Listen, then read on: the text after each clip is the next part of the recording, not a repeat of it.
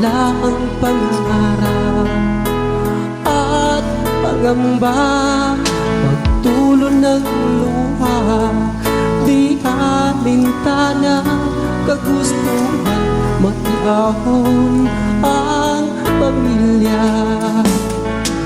Mahirap man buhay sa ibang bansa, madalas kuya kalamang sigura, kinakain ang sariling luha dahil namiss ang pamilya.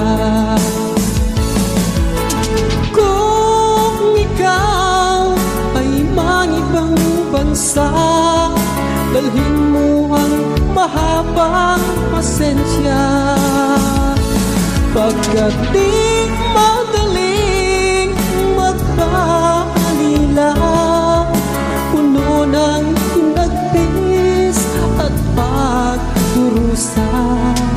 Ang tangi ko na lang pag-iusap sa ating pamilya sa Pilipinas. Mag-ipon kayo, huwag puro waldas, upang pagbalik ko akin rin malasakit.